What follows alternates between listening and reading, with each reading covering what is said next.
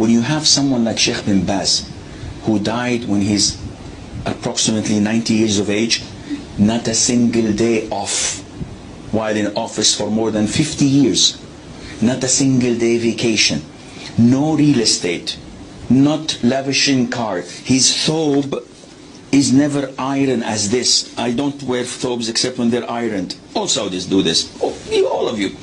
But his thobe, if you see him in person, he doesn't care how he looks. The way he puts this, it is so, and the way he sits, not like a king, like a Bedouin. And he was monitored by us 24/7. We know what he does, we know how he speaks, we know where he goes, and he never changed. Never ever his paycheck would remain in his possession for more than 10 days. The whole salary would go in giving to children and to giving to the poor and those who write to him, whether in Indonesia or in Morocco or in Mali or in Senegal. And ask people and they tell you, yes, we wrote to him, he sent us 5,000 riyals. The guy was so real. It brings sadness to my heart to see such a scholar of like the companions' time. I used to call him every single night. He doesn't know me. But at the time, we did not have pagers, mobile phones, not even faxes. We had telephones, with the children now said, what is this? Are you cooking soup? No, this is how we used to call them. And we had telex.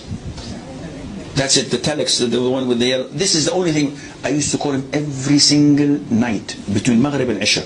He used to answer the phone. No redials.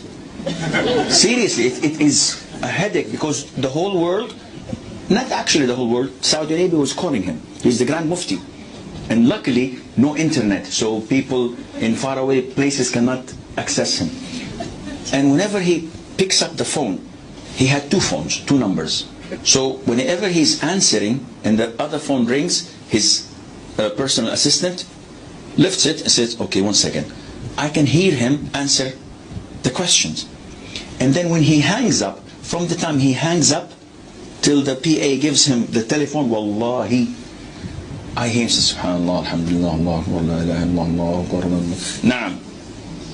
He answers me. The king goes to Ibn Uthaymeen in his house.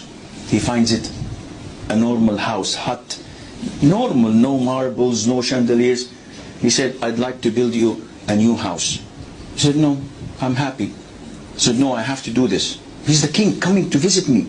He said, if you insist, build me a new masjid, his old masjid, make it new, and build a whole building of a number of stories.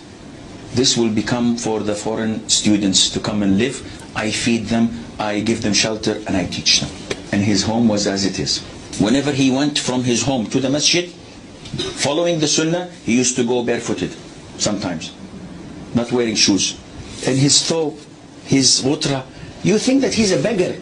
Wallah, I sat with him a number of times. You look at him, he's, mashallah, Malay size. MashaAllah. But you look at him, you think he's a beggar. He cannot be a sheikh. Just wait until he opens his mouth. Then you see the knowledge coming from Quran, from Sunnah, from fiqh, from Arabic, from stories, from history, from Subhanallah, like an ocean without any coast. These scholars were, the rulers were afraid of them.